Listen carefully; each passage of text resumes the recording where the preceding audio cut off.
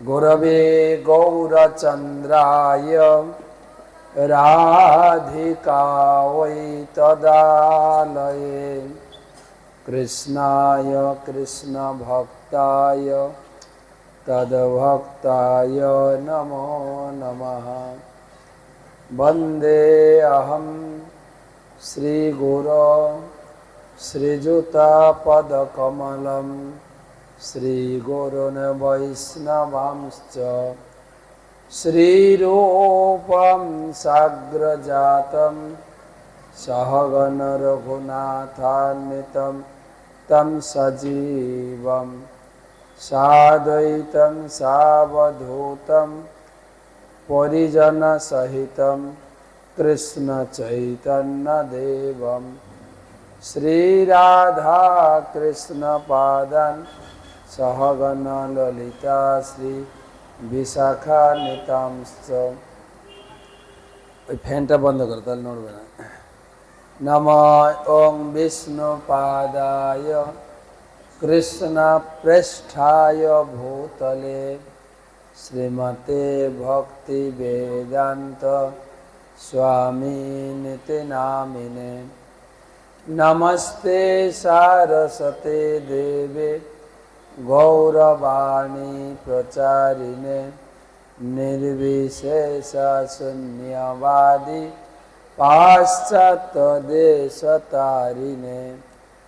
जय श्री कृष्ण चैतन्य प्रभु नित्यानंद श्री अद्वैत गदाधर श्रीवासदि श्री गौर भक्तबिंद। हरे कृष्णा कृष्ण कृष्ण हरे हरे हरे राम राम राम हरे हरे। ओम नमो भगवते वासुदेवाय।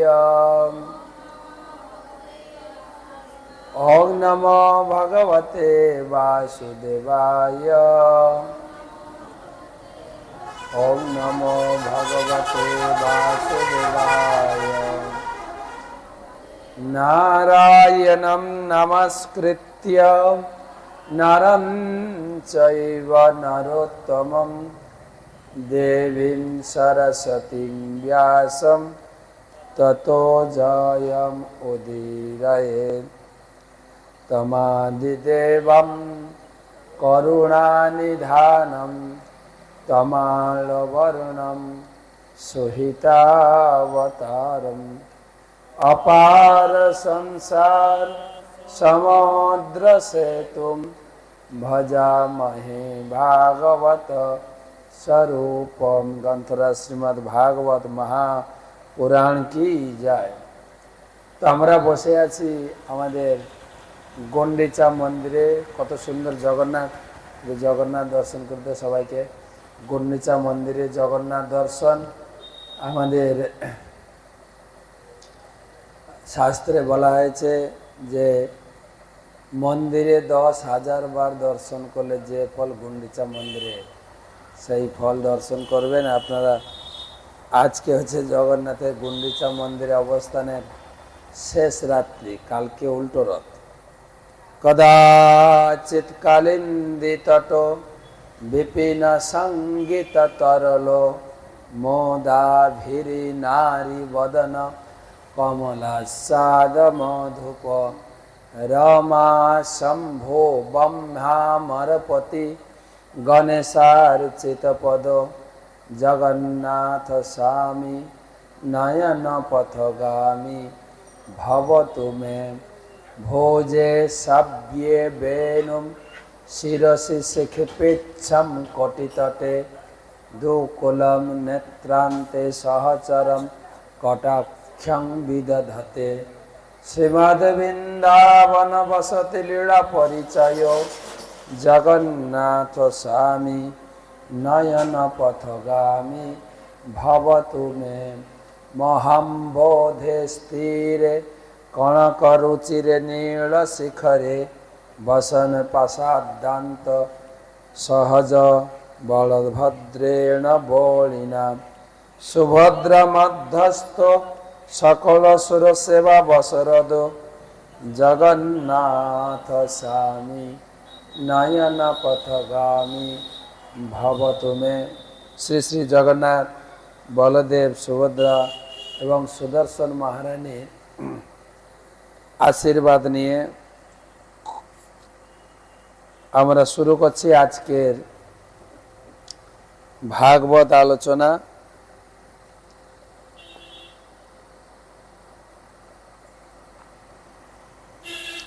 শ্রীমদ্ ভাগবতম ষষ্ঠ স্কন্ধ পঞ্চদশ অধ্যায়ের আজকে দ্বিতীয়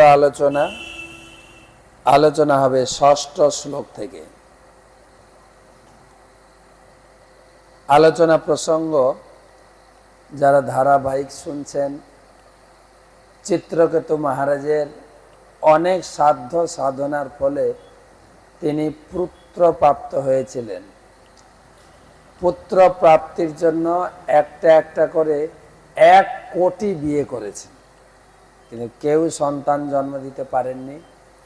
অঙ্গিরাজ ঋষির আশীর্বাদে বড় পত্নীর গর্ভে পুত্র সন্তান প্রাপ্ত হয়েছিলেন, কিন্তু বাকি স্ত্রীরা 1 কোটির মধ্যে একজন পুত্র জন্ম দিয়েছেন।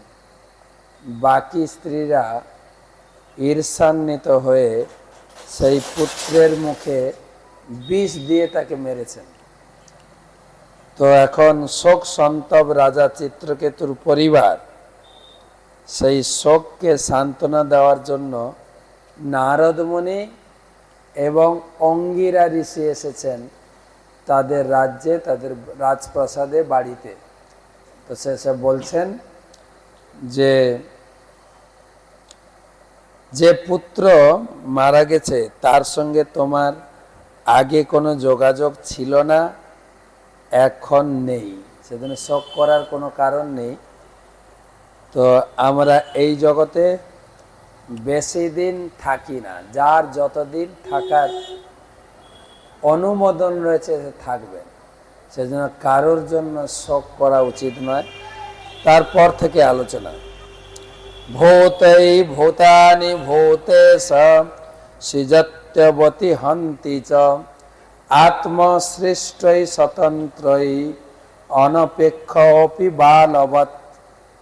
ভূতৈ ভূতানি ভূতেশ সৃজত্যবতি হন্তি চ আত্মসৃষ্টৈ স্বতন্ত্রৈ ননপেক্ষপি বালবৎ। অনুবাদ: সমস্ত জীবের ঈশ্বর ভগবান অবশ্যই এই অনিত্য জড়জগতের সৃষ্টির ব্যাপারে নিরপেক্ষ। ভগবান তিনি নিরপেক্ষ, যার ভাগ্যে যা জুটবে ভগবান সেটাই দিয়ে থাকেন। ভগবান কাউকে পক্ষপাতিত্ব, কাউকে বেশি বা কম দেন না।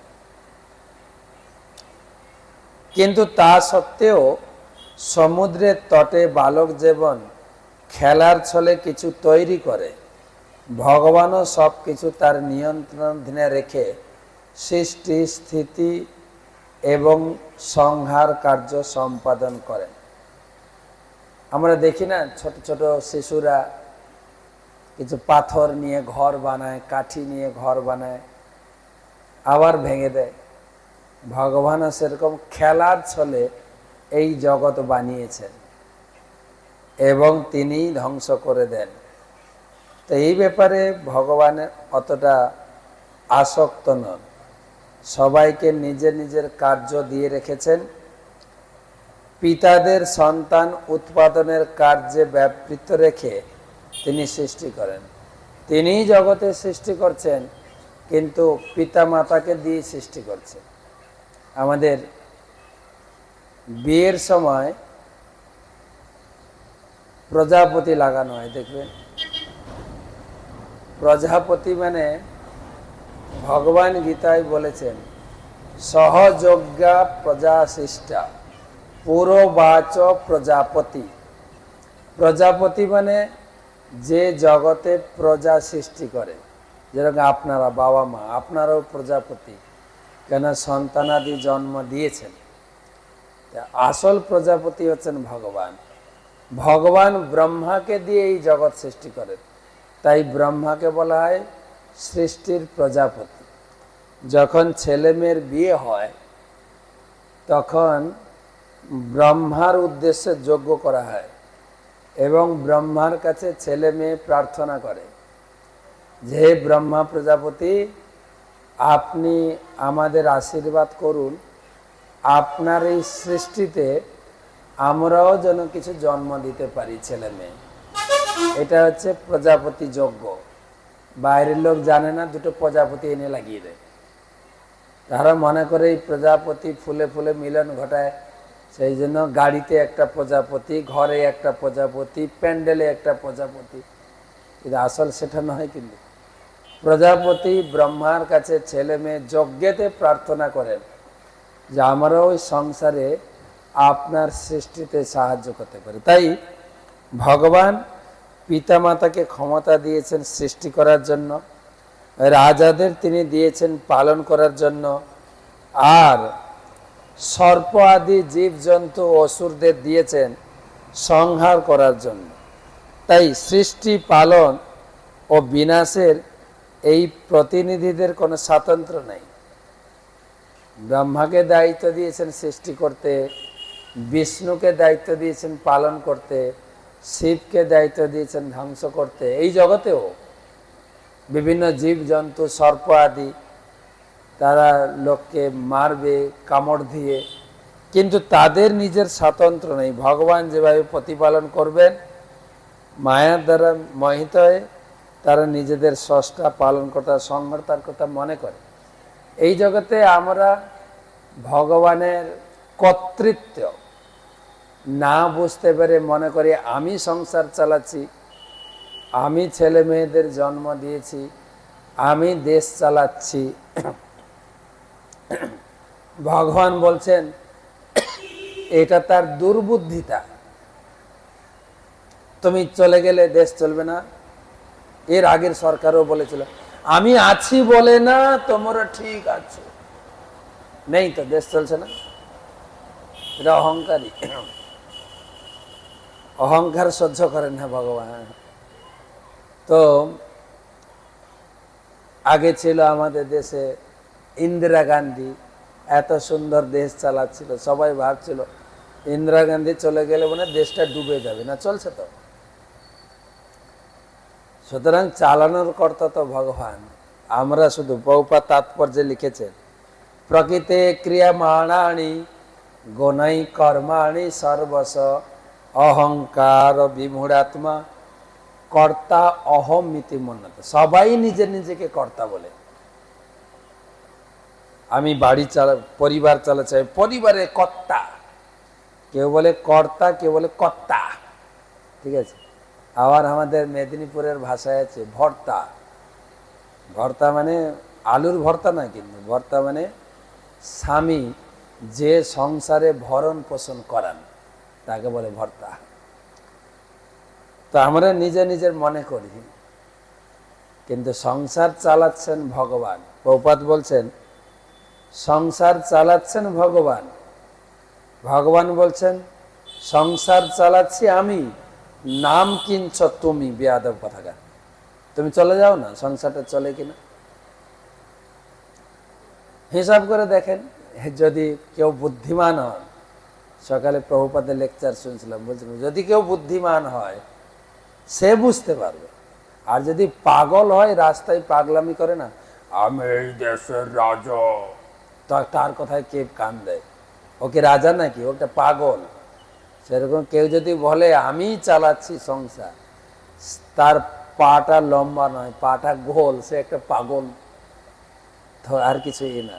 হিসাব করে দেখেন যে আমাদের এই সংসার চালাতে, পরিবার চালাতে যা কিছু লাগে, যে নিজেকে কর্তা বলে সে বড় জোর একটু চাল ডাল আনাজ সাপ্লাই দেয়, আর কিছু পারে না কেউ।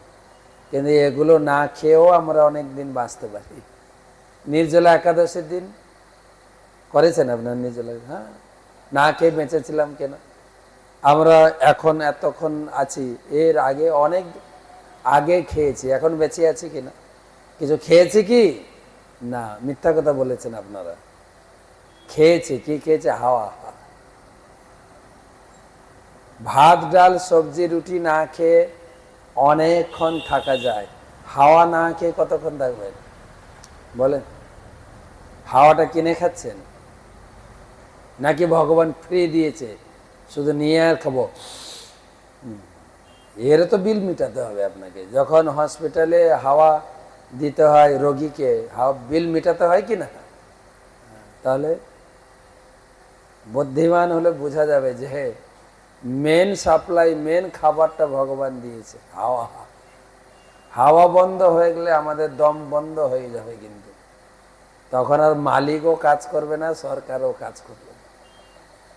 তো সুতরাং ভগবান এখানে নারদ মুনি, অঙ্গিরা মুনি তারা উপদেশ দিচ্ছেন, কে এই জগতে জন্মগ্রহণ করবে, কে কখন মারা যাবে, ও আমাদের হাতে নিয়ন্ত্রণে নেই। আমাদের সহ্য করতে হবে। যে চলে গেছে তার জন্য বুকে হাত চাপড়ে চাপড়ে জোরে জোরে কান্না করতে পারি, কিন্তু লাভ কিছু হবে না, ফেরত আসবে না। যার যতদিন দানা পানি ছিল সে ততদিন থাকবে। এক সেকেন্ড আয়ু কেউ বাড়াতে পারবে না। বড় বড় ডাক্তার, জ্যোতিষী, এলআইসি কেউ আয়ু বাড়াতে পারবে না। হ্যাঁ, যখন টান আসবে চলে যেতে হবে। দেহে ন দেহি ন রাজন, দেহ দেহ অভিজায়তে, বীজাদেব যথা বীজম, দেহার্থ ইব শাশ্বত। দেহে ন দেহি ন রাজন, দেহ দেহ অভিজায়তে, বীজাদেব যথা বীজম, দেহার্থ দেহার্থ ইব শাশ্বত। হে রাজন, একটি বীজ যেমন আর একটি বীজ উৎপন্ন করে, তেমনি একটি দেহ পিতামাতা থেকে আরেকটি দেহ উৎপন্ন হয়। জড়দেহের উপাদানগুলি যেমন নিত্য, তেমনি এই সমস্ত উপাদানের মাধ্যমে প্রকট হয়ে জীব নিত্য। ভগবান প্ল্যান করে রেখেছেন, পরিকল্পনা করে রেখেছেন, বীজ থেকে একটা গাছ হবে, আবার বীজ হবে। সেই রকম পিতামাতাদের সেই শক্তি দিয়েছেন, তাদের থেকে সন্তানাদি হবে, তারা আবার পরে মা বাবা হবে। একটা সিস্টেম ভগবান বানিয়ে রেখেছেন। সেক্ষেত্রে নিজের অহংকার বা নিজের দুঃখ প্রকাশ করে লাভ নেই। তো এই জগতে আমরা সবাই নিত্য, কেন ভগবানের সৃষ্টি। তো যেরকম আপনারা আংটি পরেছেন, সোনার আংটি, সোনার দুল, সোনার চেন, এটা বড় সোনার খনির একটু ছোট সোনা, কিন্তু এটাও সোনা। সোনার খনি যেরকম সোনা, আমার কানে ছোট দুলটাও সোনা।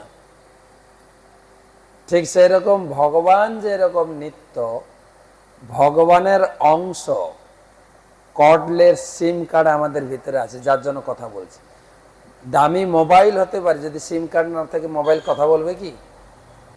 তো আমাদেরও চেহারা, স্ত্রী হোক পুরুষ হোক, বিউটি পার্লারে গিয়ে সেজে গুজে এসছি, কিন্তু এই শরীরটা কাজ করবে না যতক্ষণ ভিতরে আত্মা থাকবে না।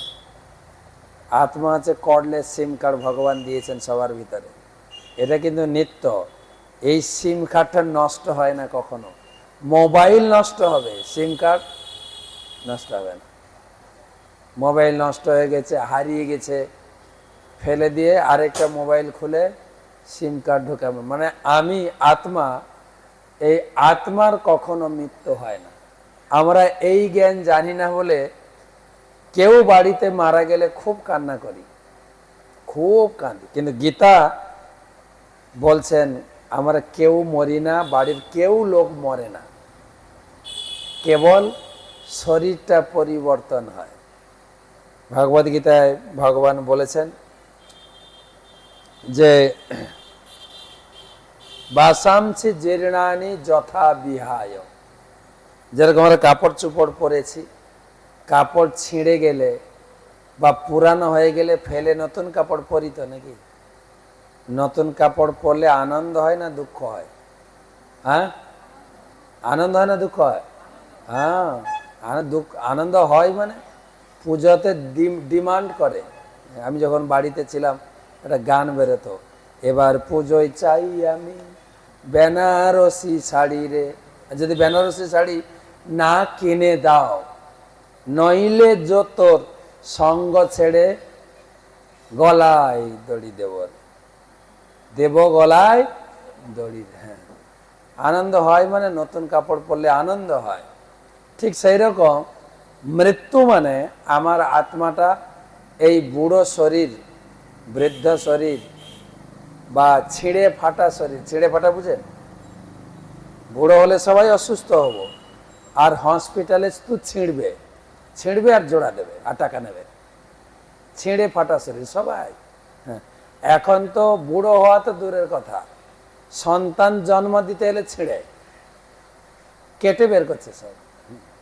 কতবার যে শরীরটাকে ছিঁড়ছে। তো এই ছিঁড়ে ফাটা শরীর বাদ দিয়ে নতুন শরীর পাবে, তোমার আনন্দ হওয়া উচিত।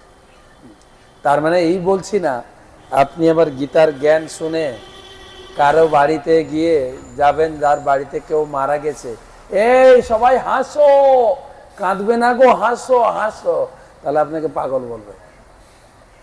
হাসতে বলছি না, কিন্তু আপনাকে অনুভব করতে হবে যে জন্ম মৃত্যুটা আমাদের হাতে নেই, আর এই জন্ম মৃত্যুটা ক্ষণিক মাত্র।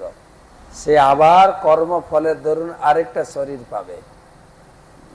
এই বুড়ো শরীর বা ছিঁড়ে ফাটা শরীর ফেলে দিয়ে আরেকটা শরীর পাবে। দুঃখ হবে, কিন্তু এত ভেঙে পড়ার বা একদম বিমর্ষ হওয়ার কোনো প্রয়োজন নেই। গীতা শিক্ষা দিচ্ছে। তাই দেহ দেহি বিভাগয়ম অবিবেক কৃত পুরা জাতি ব্যক্তি বিভাগয়ম যথা বস্তুনি কল্পিত। যারা উন্নত জ্ঞান সম্পন্ন নয় তারাই জাতি এবং ব্যক্তি এই ধরনের সমষ্টি ও ব্যষ্টির বিভেদ সৃষ্টি করে। যারা এই জ্ঞানটা জানে না তারা মনে করে তোমার জন্য আমার এই ঘরের লোকের মৃত্যু হয়েছে, ভাগো হসপিটালকে, ডাক্তাররা ভালো করে চিকিৎসা করেনি তাই আমার বাবা মরে গেল, ভাগো। একে অপরকে দোষারোপ করে, বিভেদ সৃষ্টি করে, ঝগড়া করে, লড়াই করে। কিন্তু যারা এই গীতার জ্ঞানে শিক্ষিত হয়েছেন তারা কাউকে দোষারোপণ করেন না, কাউকে না। গতকালকে আপনার ক্লাস শুনছিলেন যমরাজের সেই চড়ুই পাখি, বলেছি না বলিনি? না, হ্যাঁ, আমি বলছিলাম না প্রতিদিন জগন্নাথের মন্দির যখন বন্ধ হয় তখন কারা আসেন? দেবদেবীরা আসেন দেখা করতে। দেবদেব একদিন যমরাজ এসছেন, মন্দিরের ভিতরে ঢুকেছেন। পুরী মন্দিরে গেছেন না, প্রথমে ঢুকলে গরুর স্তম্ভ প্রণাম করে আমরা সামনে যাই দর্শন করি। গরুর স্তম্ভের পাশে একটা ছোট্ট চড়াই পাখি বসে আছে। চড়াই পাখি দেখেছেন না? চড়াই পাখি দেখেননি? ও হাঁটে না কেন, তিড়িং তিড়িং লাফায়, লাফিয়ে লাফিয়ে চলে চড়াই। তো যমরাজ দেখছেন, আরে অবাক হয়ে তাকাচ্ছেন। যমরাজের এই তাকানো দেখে চড়াই পাখিটা ভয় পেয়ে গেছে, আর ভয়ে চিৎকার করছে, চ্যাঁ চ্যাঁ করে চিৎকার করছে। পাখিদের রাজাকে গরুর দেব, গরুর, সাপেদের রাজা বাসুকি, পাখির রাজা গরুর দেব, গীতায় ভগবান বলেছে। গরুর দেখছে আরে যমরাজ এই পাখিটাকে মারবে, পাখিটা আমার ছোট বোন, পাখি জাতির মধ্যে আমার বোনকে মারবে, অত সোজা? যমরাজ গেছেন মন্দির ভিতরে, ভগবানকে দর্শন করেছেন, চলে এসেছেন। চলে এসে খোঁজে দেখছে পাখিটা নেই। যমরাজের খুব টেনশন ছিল, ভগবানকে জিজ্ঞাসা করছেন, ভগবান এ তোমার কি বিধান? এই পাখিটা এখন এখানে আছে, এই পাখিটার কিছুক্ষণে মৃত্যু হবে 10,000 যোজন দূরে। 1 যোজন মানে 8 মাইল, 1 মাইল মানে 1.5 কিলোমিটার। কিন্তু পাখিটা ছোট পাখনাতে উড়ে উড়ে এত দূর তো পৌঁছাতে পারবে না। আপনি আমাকে নিযুক্ত করেছেন মৃত্যুর ইনচার্জ, কিন্তু এ তো আছে আপনার মন্দিরে, ওর মৃত্যু আছে 10,000 যোজন দূরে, কি করে হবে? ভগবান বলছেন টেনশন করো না, টেনশন করে তোমার ব্লাড প্রেশার বাড়ানো দরকার নেই, আমি এখানে বসে সব ঠিকঠাক চালাচ্ছি, সব ঠিকঠাক, দেখবে সব ঠিক হয়। বুঝে প্রভু কি যে বলেন আমার মাথায় ঢুকছে না। তো তোমার মাথায় ঢুকবে না তো আমি ঢুকালে না ঢুকবে, তুমি কি করে ঢুকাবে? এসে দেখছেন পাখিটা নেই, খুঁজছেন পাখিটা কোথায় গেল, এইখানে ছিল, এইখানে কোথায়? তখন গরুদেব বলছে কি খুঁজছো? ওই পাখিটাকে মারবে, অত সোজা? আমি এমন জায়গায় রেখে দিয়ে এসছি তুমি খুঁজেই পাবে না। বলছে কোথায় রেখেছ? বলবো কেন, বলবো কেন? বলছে কোথায় রেখেছ? বলবো না। বলছে শোনো, এর এক্ষুনি মৃত্যু আছে 10,000 যোজন দূরে, মানস সরোবরের পুকুরের পাড়ে, সরোবরের পাড়ে একটা গাছ আছে, বড় গাছ, বড় গাছের কোটরে একটা সাপের ছপলে, সাপ তাকে কামড় দিয়ে মারা যাবে, তুমি কোথায় রেখেছ? তখন গরুদেব মাথা ঘুরে গেছে, আমি তো ওইখানে রেখে দিয়েছি। মানে ও তো গরুদেব তো ভগবানকে বয়ে চলেন, মুহূর্তের মধ্যে যেতে পারে আসতে পারে।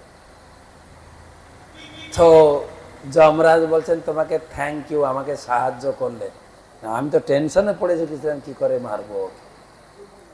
অর্থাৎ আমরা কাউকে বাঁচাতে পারি না, আমরা মারতে সাহায্য করি। গরুদেব চিন্তা করছেন পাখিটা যদি এখানে থাকতো বেঁচে যেত, আমি তাকে বাঁচতে সাহায্য করলাম না, না মারতে সাহায্য করলাম। তো ডাক্তারও রোগীদের মারে, বাঁচাতে পারে না।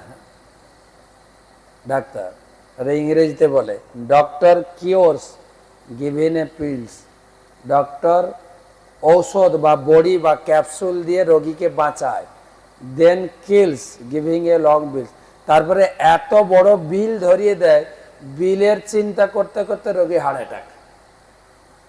রোগীকে ডাক্তার মারে, বাঁচায় না।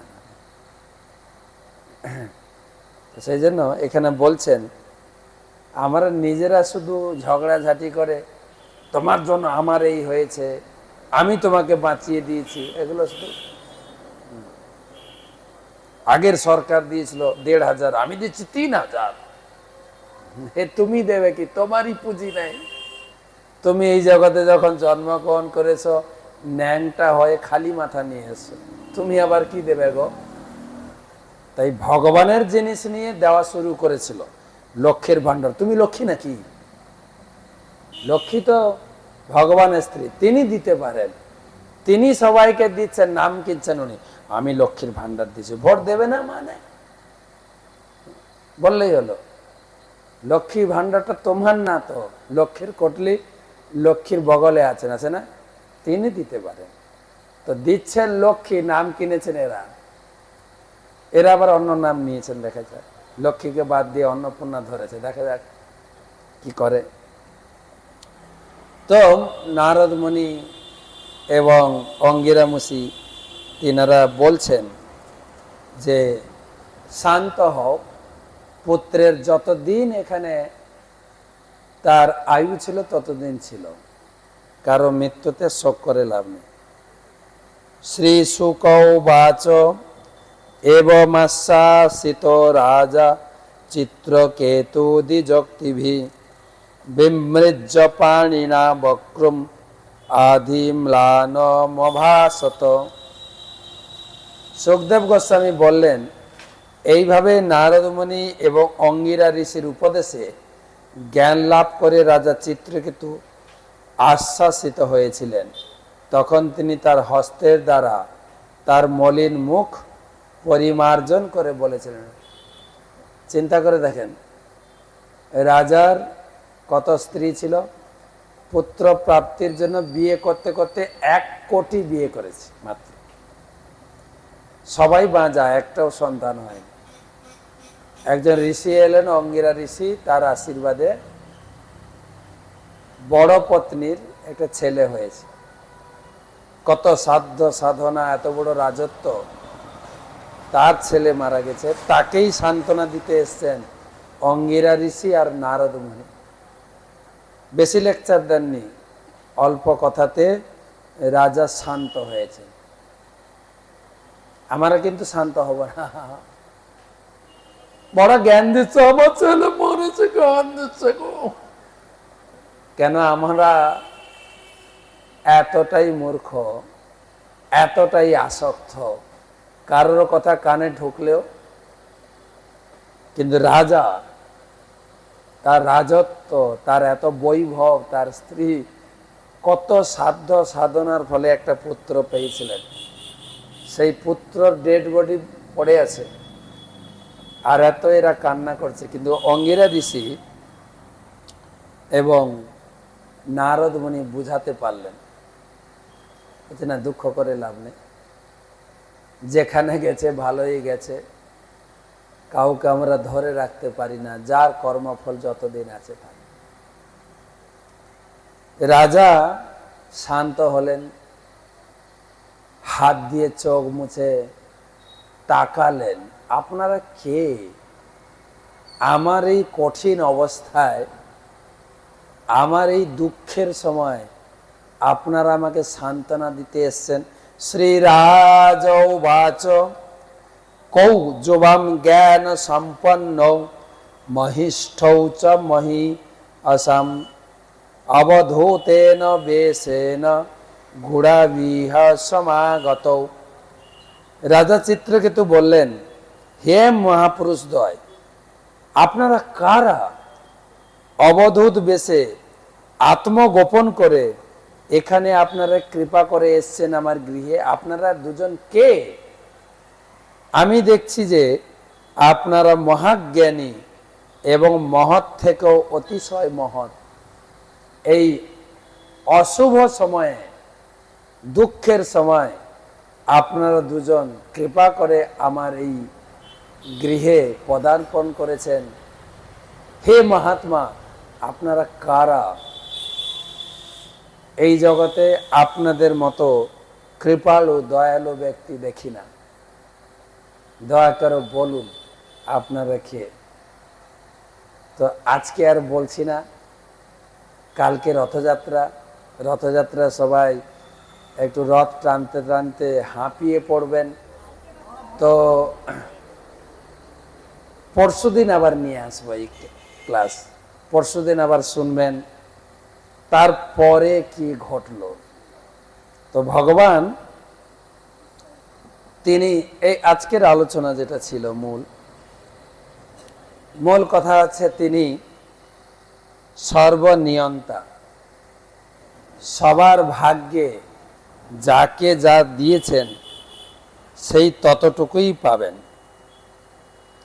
বেদের একটা শ্লোক প্রভুপাদ বলছিলেন, আজকে শুনছিলাম, ঈশাবাস্য ইদম সর্বম যৎ কিঞ্চাৎ জগতাং জগৎ। ভগবান ঈশ্বর তিনি সর্বনিয়ন্তা, সমস্ত কিছুর মালিক। তিনি আপনাকে যতটুকু দিয়েছেন ততটুকু ভোগ করতে পারবেন, তার বেশি না। কিন্তু হতে পারে সাধারণ লোকের থেকে আপনি বড় ধনী, আপনার অনেক টাকা পয়সা আছে, আপনার অনেক প্রভাব আছে, কিন্তু ভোগ করতে পারবেন না। হয়তো একটা রুটি খান, আর খেতেই পারি না, হজম হই না। অথবা কারো টাকা পয়সা ধন সম্পত্তি নেই, থালা ভর্তি, 1 থালা 2 থালা ভাত খাচ্ছে, থাকলেও যে ভোগ করতে পারবেন তাই না, কিন্তু দেখা যায় জগৎ। কেউ বা সাধারণ ঘরের একটা মেয়েকে বিয়ে করে ভালো সুখে আছে, দিন আনে দিন খায়, বসে আনন্দ করে পরিবারের সঙ্গে আছেন। আবার বড় ধনী হয়েও বড় বাড়ির মেয়ে বিয়ে করে কেসে লড়াই করছে। কি বলবেন এটা? মাথার ঘুম ছুটে গেছে যে ডেলি কেসে দৌড়াতে দৌড়াতে। সুতরাং ভগবান যার জন্য যতটুকু কোটা দিয়েছেন তার বেশি কিন্তু কেউ ভোগ করতে পারে না। হিসাব করে দেখবেন, কেউ যখন মারা যায় তখন লোকে বলে, জানো অমুক বাবু শেষ নিঃশ্বাস ত্যাগ করেছে, মানে নিঃশ্বাসের কোটাটা শেষ, আর নিঃশ্বাস যাবে না। যত ভেন্টিলেটর লাগাও, মেশিন লাগাও, নিঃশ্বাস আর ঢুকবে না। কেন? তার কোটা কমপ্লিট। প্রত্যেকের নিজস্ব কোটা, যতটুকু ভোগ দেওয়া হয়েছে ততটুকু। তো আরেকটা জগন্নাথের কাহিনী শোনায় আপনাদের। তো আমাদের এই রথযাত্রা উৎসবে একটা অনুষ্ঠান হয়। ঠিক জগন্নাথ যখন রথে উঠেন, কি অনুষ্ঠান ওটা? পহণ্ডি বিজয় হয় এখানে। পহণ্ডি বিজয়, পহণ্ডি বিজয় অনুষ্ঠান হয় না? না হয়। সবাই বলছে হ্যাঁ, বুঝতে পারবেন তো? আমাকে নিয়ে এলে না বুঝবেন? আমাকে না আনলে কি করে বুঝবেন? তো পহণ্ডি বিজয়, জগন্নাথ তার মন্দির ছেড়ে সিংহাসনে বা রথে উঠবেন, সেই সময়কার একটা কাহিনী। মন দিয়ে শুনবেন, তাহলে বলবো। নাকি খিদে লেগে গেছে? শুনবেন? হ্যাঁ, দর্জি আছেন, দর্জি, টেলার কি বলে? টেলারিং যারা করে, দর্জি। একটা দর্জি ছিল, তার নাম পরমেষ্ঠী। কি নাম? পরমেষ্ঠী দর্জি। দিল্লিতে বাস করতেন। সে ভগবানের অত্যন্ত ভক্ত। দেখতে ভালো ছিল না, পিঠে একটা কুঁজো ছিল, কুঁজো, সেজন্য দেখতে ভালো ছিল না, কিন্তু সমস্ত সদ্গুণের অধিকারী ছিল। ভগবানের পরম ভক্ত ছিল, প্রতিদিন গীতা পড়তেন এবং ভগবানকে নিবেদন করে খেতেন। তিনি এক কথার লোক, সত্যবাদী ছিলেন, কখনো মিথ্যা কথা বলতেন না। এবং তার ভিতরে ক্রোধ, মাৎসর্য এগুলো কোনো দিন ছিল না। আর কোনো কিছুর প্রতি আসক্ত ছিল না। সব কিছু ভগবানের সম্পত্তি জেনে তিনি ভগবানের জিনিস যতটুকু দরকার ব্যবহার করতেন, আনন্দে থাকতেন। এবং তার স্ত্রী বিমলা দেবী, সেও সেই রকম ভক্ত ছিল। দুজনে জুটি মিলেছে।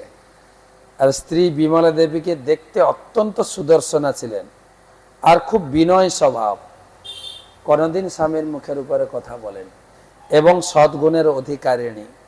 তাদের 3টা পুত্র, 2টি কন্যা সন্তান ছিল। এই ছিল সংসার। ইনকাম কি ছিল? দর্জি, টেলারিং করা। আর এই দর্জি কাজে, টেলারিং কাজে খুব এক্সপার্ট ছিল। তার এই পোশাক তৈরি করা, তার একটা খ্যাতি ছিল। এই খ্যাতি ধীরে ধীরে রাজার কাছে পৌঁছেছে। আমাদের দিল্লিতে একটা দর্জি আছে, খুব এক্সপার্ট, খুব সুন্দর কাপড় তৈরি করে। তো রাজা একবার, বাদশাহ, হীরা মণিমুক্তা খচিত স্বর্ণ সুতোয় এমব্রয়ডারি করা বহুমূল্য কাপড় পাঠিয়েছে। রাজা পাঠিয়েছে কাপড়। রাজা বলেছেন 2টো বালিশ তৈরি করে দেবে। এমব্রয়ডারি কাপড় দিয়ে সুন্দর করে বালিশ তৈরি করবে, আর দেখতে সুন্দর হবে। বিভিন্ন প্রকারের সুতো দিয়ে ফুল তৈরি করবে বালিশের উপরে। কিন্তু তুমি যে সেলাই করেছ, একটু সুতো দেখা যাবে না। খুব ভালোভাবে, সুন্দরভাবে এই কাজটা করবে, 2টো বালিশ বানিয়ে দেবে। আমি তোমাকে তোমার উপযুক্ত পারিশ্রমিক ছাড়াও এক্সট্রা টাকা দেবো। কিন্তু তো পরমেশের কাছে যখন কাপড়টা পৌঁছালো, এই কাপড়টা দেখতে এত সুন্দর ছিল, সে চিন্তা করছে কাপড়টা কত সুন্দর, অপূর্ব সুগন্ধ। দেখবেন কাপড়ে কিছু কিছু কাপড়ে সেন্ট আছে খুব, তো এটাই রাজা ভোগ করবে? এটা তো জগন্নাথ ভোগ করলে ভালো, এটা তো জগন্নাথের জন্য দেওয়া উচিত। এই রাজা কেন ভোগ করবে?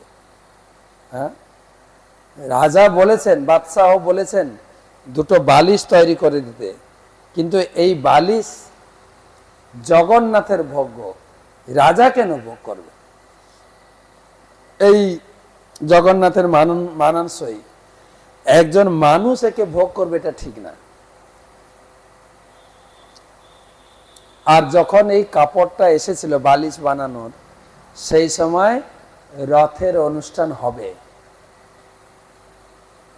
আর রথের দিন, তার আগের দিন বালিশ তৈরি হয়ে গেছে, পরের দিন রথের দিন বালিশ দুটো হাতে নিয়ে পরমেশ্বর চিন্তা করছে দারুণ হয়েছে, কিন্তু নিজে বানিয়ে নিজে প্রশংসা করছে, গুড লুক, দারুণ হয়েছে বালিশ দুটো, হ্যাঁ দেখতে। আর ওই সময় পহণ্ডি বিজয় অনুষ্ঠানের আড়ম্বর অনুষ্ঠান হচ্ছে পুরীতে। কি অনুষ্ঠান? পহণ্ডি বিজয়, এটা উড়িয়া ভাষা। পহণ্ডি বিজয় জানেন?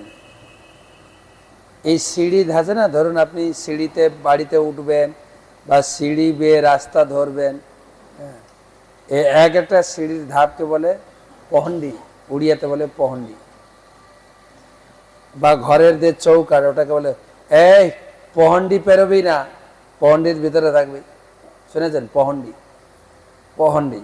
তো জগন্নাথ রত্ন সিংহাসন থেকে বেরিয়ে সিঁড়িতে নেমে আবার সিঁড়িতে উঠে রথে উঠবেন। তো জগন্নাথ খুব ভারী, পুরীতে তো বিশাল ভারী জগন্নাথ। তো সুতরাং এখান থেকে যে 2-4 জন ধরে রথে নিয়ে যাবেন, ওটা পারবেন না, তুলে কিছুটা দূরে গিয়ে আপনাকে নামাতে হবে আর রাখতে হবে। কোথায় রাখেন না, নিয়মটা হচ্ছে এক একটা চৌকি বানানো হয়, তার উপরে বালিশ আগে। প্রভু শুধু চৌকিতে রাখলে কষ্ট পাবেন, তো কিসে রাখা হবে? বালিশ, আরামে, যেরকম এই গদিতে আমি বসে আছি আরামে বসে, বালিশ রাখা। তো আর পরমেষ্ঠী এখান থেকে ধ্যান করে, মানে চোখ বন্ধ করে সেই লীলা দেখছেন। সে তো গরিব লোক, তার টিভি ছিল না, কিসে দেখছেন? জগন্নাথের চিন্তা করতে করতে চোখ বন্ধ হয়ে গেছে, চোখে দেখছেন পুরীতে পহণ্ডি বিজয় অনুষ্ঠান হচ্ছে। তো কয়েকজন পান্ডা জগন্নাথকে নিয়ে একটা বালিশের উপরে রাখছেন, সেখান থেকে আবার কিছুক্ষণ নিয়ে আরেকটা বালিশে। তো করতে করতে যখন এখানে রাখবেন, এই বালিশটা নিয়ে সামনে রাখবে, তারপরে জগন্নাথ উঠে ওই বালিশে যাবে, এই করতে করতে একটা বালিশ ফটাস করে ফেটে গেছে। দেখছেন, এখানে বসে বসে টিভি দেখছেন, কিন্তু টিভি না, কোথায় দেখছেন? হৃদয়ে দেখছেন, বালিশ ফেটে গেছে। আর প্রচুর লোক এসছে, প্রচুর লোক, উলুধ্বনি, শঙ্খধ্বনি, আর পুরীর একটা বেশ ধ্বনি হচ্ছে কাঁসর আছে তো, কাঁসর না থাকলে কাঁসর বাজাবেন সবসময়, জগন্নাথের কানে ভালো লাগে। মহাপ্রভুর কানে খোল করতাল, আর জগন্নাথের কানে লাগাতে হবে জোরে জোরে কাঁসর বাজাবেন, তবে বুঝবে হ্যাঁ তার এনার্জি আছে, চার্জ হয়। হ্যাঁ, কাঁসরের তালে তালে জগন্নাথ একটু নাচতে শুরু করে। হ্যাঁ, কাঁসর, প্রচুর কাঁসর বাজে। দেখবেন আপনার পুরী যখন রথ হয় না, কাঁসরের এত সুন্দর তাদের ট্রেনিং আছে, তালে তালে ঝাঁকি দিয়ে কাঁসর বাজবে, ঝাঁকি দিয়ে রথ গড়ায় না, ঝাঁকি দিয়ে চলে, ঝাঁকি দিয়ে। অল্প রাস্তা তো, মাত্র 2.5 কিলোমিটার রাস্তা, বেলা 1টা থেকে রথ 1টা-1.5টায় শুরু হয়ে যায়, পৌঁছায় সন্ধ্যার সময়, এই ঝাঁকি দিতে যান। তো কাঁসরের আওয়াজ, শঙ্খধ্বনি, উলুধ্বনি, হরিধ্বনি একদম গম গম করছে। জগন্নাথ আসছেন রথে, কিন্তু একটা বালিশ ফেটে গেছে। এখন কি হবে? প্রভু যাবেন কি করে? এখন বালিশ পাবো কি করে? এই দেখতে দেখতে পরমেশ্বরের হাতে ছিল বালিশ, দুটো বালিশ নিয়ে ধ্যান করছে। তো এই বালিশ দুটো যদি ভগবানের সেবায় লাগতো, এই ধ্যান করতে করতে হাতে বালিশ আছে, চোখ বন্ধ হয়ে গেছে, বালিশটা বাড়িয়ে দিয়েছে, আর জগন্নাথ হাত বাড়িয়ে বালিশটা ধরেছে। জগন্নাথের হাত আছে না? নেই, আমরা দেখতে পাই না হাত আছে। চোখ পরিষ্কার করলে দেখতে পাবেন হাত আছে। যখন চোখ খারাপ হয় তখন চশমা পরি না, চশমা চশমা ঠিক ভগবানকে দেখতে দেখতে হলে একটা চশমা কিনে পড়তে হবে। সেই চশমা আবার দোকানে পাওয়া যায় না, গুরুদেব দেন, গুরুদেব চশমা। ওম অজ্ঞান তিমিরান্ধস্য জ্ঞানাঞ্জন শলাকায় চক্ষুর উন্মীলিত। আমাদের কয়টা চোখ? কয়টা চোখ? দুটো। আর ছোটবেলায় কি পড়েছেন? একে চন্দ্র, দুইয়ে পক্ষ, তিনে কয়টা চোখ? ছোটবেলায় পড়েছি তিনটা, আর এখন বলছেন দুটো। কিরকম লোক! বর্তমান ছেলেমেয়েরা এগুলো পড়ে না, আমরা পড়েছি। বিদ্যাসাগরের ধারাপাত আমরা পড়েছি। একে চন্দ্র, প্রত্যেকটার মানে আছে, একটা চন্দ্র, দুইয়ে পক্ষ, পক্ষ দুটো, তিনে নেত্র, তিনটে চোখ, চারি বেদ, চারটা বেদ, সব এর এর এর অর্থ আছে তো। তিনটা নেত্র, দেবদেবীদের তিনটা নেত্র আপনি দেখতে পাবেন, আমাদেরও তিনটা নেত্র।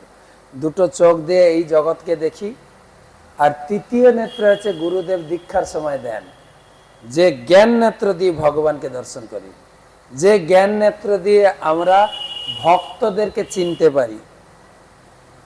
বাড়ির লোক তো চিনতে পারেন, ঠাকুরকে দেখে তাকায়ও না। ঠাকুর আছেন তাকায় আর দিকে এরকম করে, আর ভক্তদেরকে নিন্দা করে, এরা সব ভণ্ড এই। কিন্তু সেই গুরুদেবের দেওয়া চশমা, দীক্ষার যে মন্ত্র, চশমা পড়লে ধীরে ধীরে ভগবানকে দেখি। তো সেই পরমেশটি হাতে বালিশ আছে, ধরিয়েছেন জগন্নাথ, সঙ্গে সঙ্গে বালিশটা নিয়েছে, দিয়ে বালিশ এসে গেছে। পণ্ডী বিজয় হচ্ছে, কিছুক্ষণ পরে ধ্যান ভেঙেছে, ধ্যান ভেঙে দেখে একটা বালিশ বানিয়েছিল, দুটো, একটা বালিশ। তাহলে একটা বালিশ গেল কোথায়? ও, তাহলে সত্যি কি জগন্নাথ নিয়েছেন? ভালোই হয়েছে, আমার সেবাটা ভগবানের সেবায় লেগেছে। কিন্তু দুঃখ পাওয়ার কথা, কিন্তু দুটো বালিশ, রাজা এখন লোক পাঠাবে, ও যা হবে হবে, ও পরোয়া করি না। কমপক্ষে আমার যে ছোট্ট জিনিসটা ভগবান নিজের সেবায় নিয়েছেন, ওতেই আনন্দ। আর বলতে বলতেই বাদশাহের, রাজার সেই দুধ এসছে, যে রাজা দুটো বালিশ চেয়ে বসেছে, সে বালিশ দাও। তো একটা বালিশ দিয়েছে। তখন বলছেন একটা কেন? একটা কেন? তোমাকে তো দুটো অর্ডার দেওয়া হয়েছিল, হ্যাঁ, তুমি কি একটা এখনো বানাতে পারোনি? এ তো মিথ্যা কথা বলে না, কখনো মিথ্যা কথা বলে না। বলছে না, আমি দুটো বানিয়েছি, একটা আমার প্রভু নিয়ে নিয়েছে। তোমার প্রভু মানে জগন্নাথ। জগন্নাথ তার উৎসবে একটা বালিশ নষ্ট হয়ে গেছিল, তিনি একটা নিয়ে নিয়েছে। এ বাদশার যে দূত ছিল, সে গিয়ে বলেছে রাজাকে, রাজা বিশ্বাস করবে? হ্যাঁ, কেন? রাজার তো লোভ ছিল, দুটো সুন্দর বালিশ বানাবে, আমি নেব, উপভোগ করব। পেয়েছে একটা, রেগে মেগে একদম, ওই এটা কি করে সম্ভব হতে? বুঝলাম তোমার ভগবান, সে ছিল বাদশাহ, ছিল তো মোগল ইসলাম, বুঝলাম তোমার ভগবান পুরীতে আছেন, সে এখান থেকে এসে কি করে বালিশ নেবে? ভণ্ডামি করার জায়গা পাও না তুমি, নিশ্চয় কোথায় লুকিয়ে রেখেছো, নাহলে বিক্রি করবে, বালিশটা দামি তো, তুমি নিশ্চয় ভোগ করতে চাইছো। তখন পরমেষ্ঠী বুঝানোর চেষ্টা করছে, বুঝলোই না, মূর্খ, নীচ, পাপী কোথাকার, তোমাকে আমি মৃত্যুদণ্ড দেব, এই একে অ্যারেস্ট করো, অ্যারেস্ট করে জেলে পুরে দাও, আর পিটাও আছে পরে, দেখি ওর ভগবান যেরকম বালিশ নিয়েছেন, ওর ভগবান এসে একে রক্ষা করবে, দেখি। তো তখন ওকে গ্রেপ্তার করে কোথায় দিয়েছে? জেলে। ওর কোনো ভয় নেই, জেলে বসে বসেই হরিনাম করা শুরু করেছেন, আর ভগবানের কাছে প্রার্থনা করছেন, হে ভাবগ্রাহী, হে প্রভু, হে কমল চরণ, দয়া করে আমাকে রক্ষা করো, হে জগৎ কারণ আমাকে রক্ষা করো। তুমি রক্ষাকর্তার চক্রপাণি, তুমি দ্রৌপদীকে রক্ষা করেছ, গজেন্দ্রকে রক্ষা করেছ, তুমি বাঞ্ছা কল্পতরু, ভক্ত বাঞ্ছা কল্পতরু, ভক্তের তুমি হচ্ছে দীননাথ, দীনবন্ধু, শিলবল হারক, তিনি নীলাচলনাথ। হে ভক্তরঞ্জন, হে ঘোর বিপদ নাশন, আপনি প্রহ্লাদকে উদ্ধার করেছেন। এইভাবে কত ভক্তকে আমাকে উদ্ধার করেছেন, আমাকেও উদ্ধার করুন বলে ভগবানের কাছে প্রার্থনা করছেন। আর প্রার্থনা করতে করতে করতে করতে তার ঘুম এসে গেছে। হঠাৎ দেখছেন ভগবানের দিব্য সুন্দর চতুর্ভুজ মূর্তি, চতুর্ভুজ মানে শঙ্খ চক্র গদা পদ্মধারী ভগবান তার সামনে দাঁড়িয়ে আছেন। আর তাকে বারবার প্রণাম করছেন। ভগবান এসছেন, হ্যাঁ, জগৎ পতিত রূপে সুপ্রসিদ্ধ। তিনি এসে সেই পরমেশ্বরের হাত কড়া খুলেছেন আর তার পিঠে হাত বুলিয়েছেন। পিঠে কি ছিল? কোঁজোটা ভালো হয়ে গেছে আর দেখতে অত্যন্ত সুন্দর লাগছে পরমেশ্বরকে। আর পুরো ঘরটা একদম আলোকময় হয়ে গেছে। আর তাকে অভয় দিচ্ছেন, আমি তোমার সঙ্গে আছি, তোমার কোনো ভয় নেই, কোনো ভয় নেই, আমি তোমার সঙ্গে রয়েছি। আর একে ভক্তকে আশ্বস্ত করে সরাসরি গেছে সেই বাদশার রাজপ্রাসাদে। কালকে কাহিনী বলছিলাম না, যেরকম রাজাকে ধাতানি দিয়েছেন, ধাতানি দিয়েছেন। বন্ধু মন্ত্রীর কাহিনী বলছিল, এই আরাম করে ঘুমাচ্ছে এখানে, হ্যাঁ,